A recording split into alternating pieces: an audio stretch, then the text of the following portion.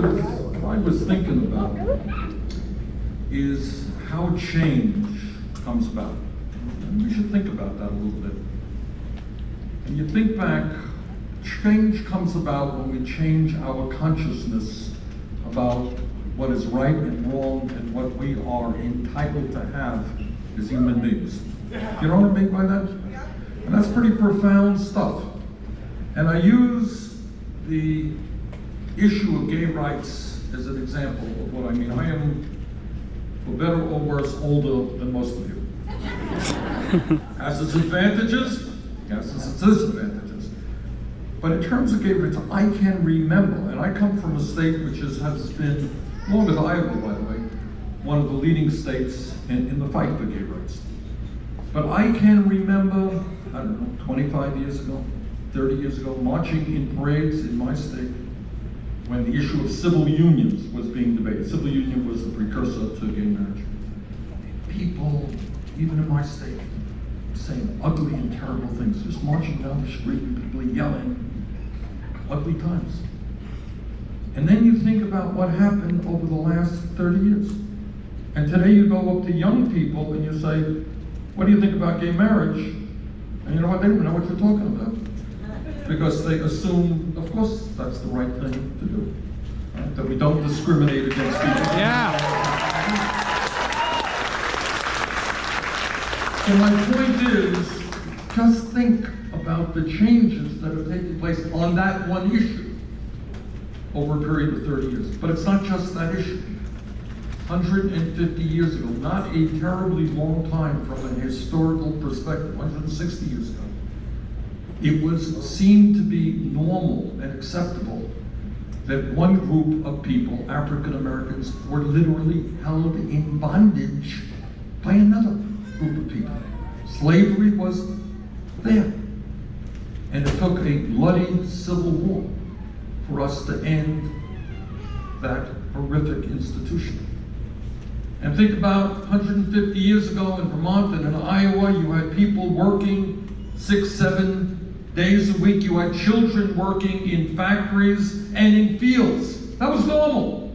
That was normal. And then people said, you know what, maybe our children deserve to be in schools, not in the fields or in factories. And people stood up and we eliminated child labor.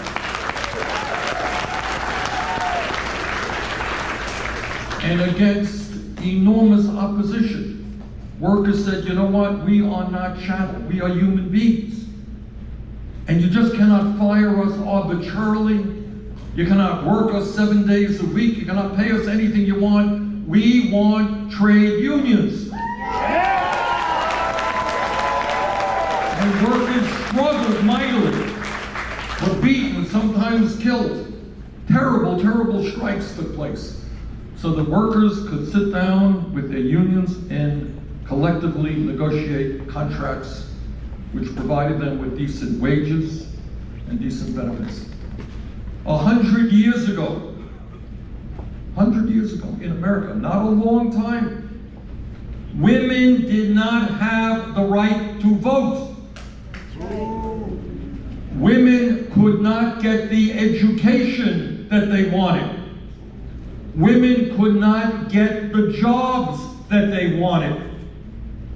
Women were not second-class citizens, they were third-class citizens, and that was the consciousness.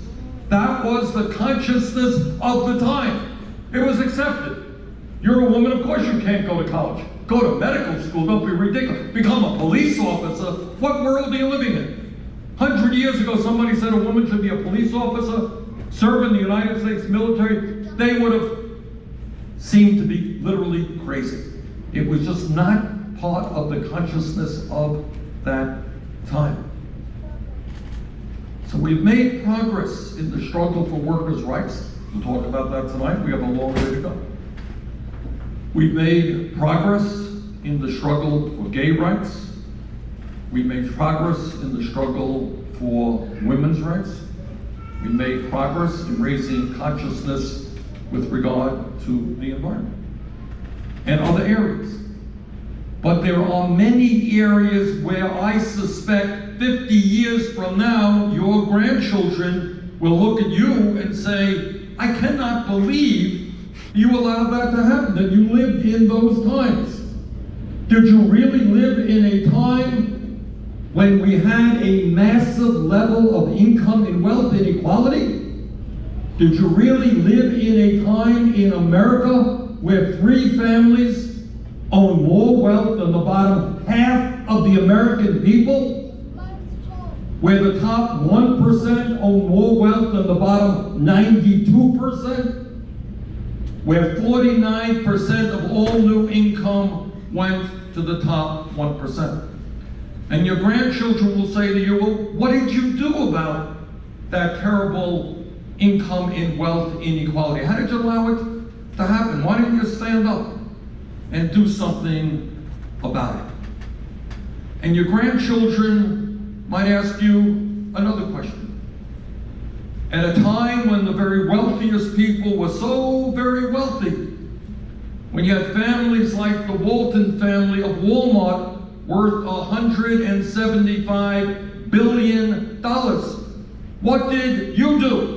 What did we do to make sure that every person in this country, the wealthiest country on earth, earned at least a living wage? Yeah.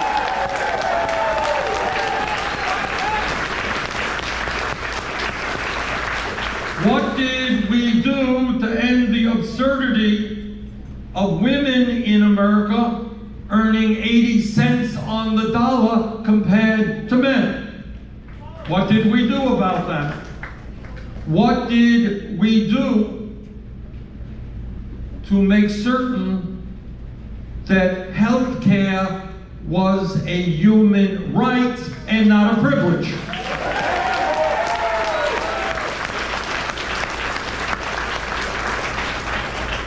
I have the feeling that our grandchildren will be asking us, what did you do? How did you allow a situation to come about in which 34 million people in this country had no health insurance, and even more, including many people in this room, were underinsured with high deductibles and high co-payments, and you hesitated to go to the doctor even when you were sick, and you're scared to death that God forbid somebody in your family ends up in the hospital because you haven't a clue as to how you're going to pay that bill. That ain't right. That ain't right. And I suspect that 50 years from now, people will say, I can't believe that that ever happened in America. You know, it's like slavery, like segregation. How did it ever happen? So what we are about in this campaign, and let me lay it on the line for you. We are obviously about doing everything we can to win here in Iowa, and with your help, we'll do that.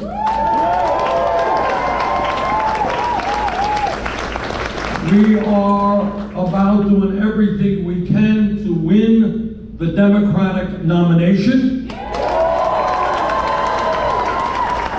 And we are about doing everything humanly possible to defeat the worst president in the modern history of this country.